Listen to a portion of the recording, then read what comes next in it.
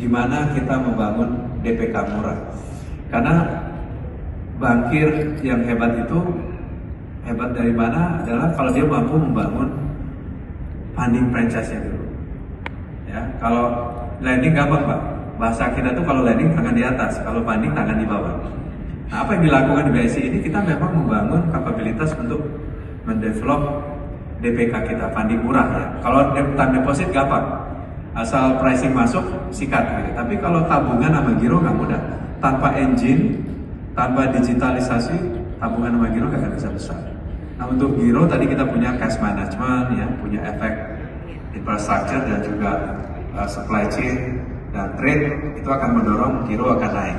Untuk tabungan kita ada engine, ada Beyond ya, ada tadi edisi, ATM, kemudian ada agen, agent banking dan seterusnya.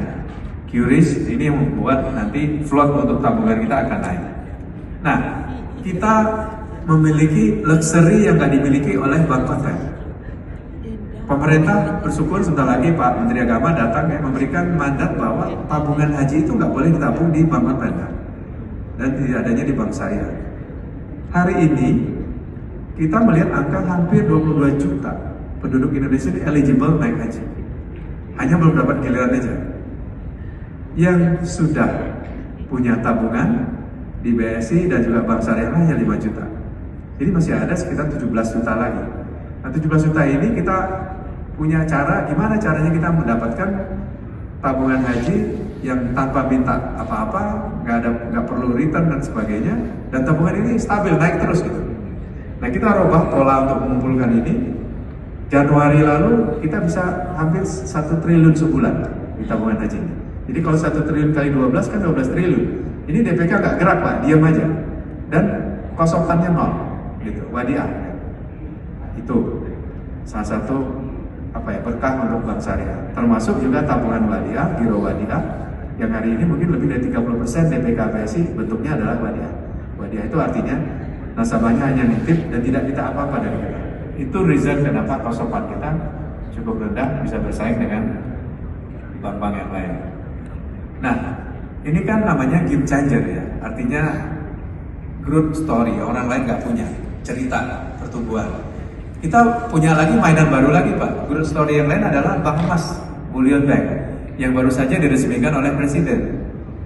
2 institusi yang di Indonesia yang ditunjuk oleh pemerintah, satu adalah Bank Syariah Indonesia dan satu lagi Pegadaian. Tapi kalau mau bicara Bullion Bank, ya BSI, karena bank itu ya BSI. Pegadaian kan nggak bisa dibilang Bullion Bank gitu, Bullion Pegadaian ya kan. Gitu. Jadi kita punya fleksibilitas untuk tumbuh lebih tinggi. Ada 1.800 ton Pak emas yang beredar di masyarakat, separuhnya itu emas dari pertambangan, tambang emas itu, separuhnya lagi itu perhiasan dan juga emas batangan. Saya juga kemarin gara-gara punya Bullion Bank, saya buka lemari saya di rumah Pak. Nah, ternyata saya punya juga stok gitu. Nah, ini mau di sekolah ini Pak. Kenapa? Ini saya dapat dulu karena saya pensiun dari Bapindo, saya pensiun dari Mandiri, semuanya ngasih emas gitu. Terus ikut turnamen golf dapat ini juga Pak, door prize emas gitu ya. Jadi dikumpul-kumpul banyak juga. Nah, saya pikir nanti saya mau bawa ke BSI, mau saya simpan gitu, atau di sekolahin gitu ya. Untuk dapetin duitnya bisa beli saham gitu. Jadi hidup, ekonominya hidup. Bayangkan hari ini kita sudah mengelola sekitar hampir 17,5 ton Pak emas miliknya nasabah di BSI. Dan itu kalau nanti OJK berbaik hati ini jadi DPK, nilainya mungkin sekitar 25 triliun. Jadi DPK BSI semerta-merta akan naik 25 triliun. Ini berkah lagi, berkah Ramadan. Jadi luar biasa. Kita melihat emas ini, bisnis emas ini akan menjadi game changer buat kita di Bank Syariah Indonesia. Nah pertanyaannya gimana caranya mendapatkan emas ini? Bisnis ini ada 3 kanal yang kita tawarkan. Pertama adalah BSI Emas Digital. Jadi Bapak Ibu yang punya aplikasi Beyond itu bisa investasi menggunakan Beyond, ada fiturnya di dalam. Beli, cicil, ya itu bisa. Kemudian yang kedua BSI Gold. BSI Gold itu udah ada emas didesain dengan logo BSI. Bapak Ibu bisa datang ke cabang ya. Jadi ini Mbak Retno misalnya kalau mau beli datang ke cabang BSI yang ditunjuk, mau beli 100 gram, 1 kilo pun bisa gitu sekarang dengan adanya Bullion Bank. Mau disimpan di BSI boleh, Mau dibawa pulang juga boleh, tapi pulang resiko gitu kan. 1 kilo kali 1.800 mahal tuh, ya. Nah ini ada di cabang-cabang tertentu kita udah sediakan. Nah yang terakhir adalah yang asik ini ATM emas BSI. Tadi kita udah coba di depan di demo. Salah nanti ada 50 titik di Indonesia kita akan tempatkan ATM emas. Jadi kalau misalnya Bapak Ibu sedang jalan ke Senayan City gitu misalnya, Mbak Retno jalan Senayan City, di kantornya dekat di sana, wah ini ada uang lebih nih, saya mau beli aja deh emas. Ya kita tiap tahun dapat emas. Ya atau kasih hadiah ulang tahun.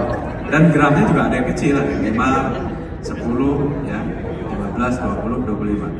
Dan saya melihat Pak, antusiasme cukup tinggi nih. Apalagi nanti ATM-nya makin banyak gitu kan, orang bisa beli emas. Cuman ada yang bilang ke saya gini, teman wartawan Pak, jangan taruh di luar Pak, taruh di dalam gedung. Kenapa? Nanti digotong ATM-nya. Emas semua di dalamnya, mahal. Bapak Ibu sekalian, saya lanjut. Ini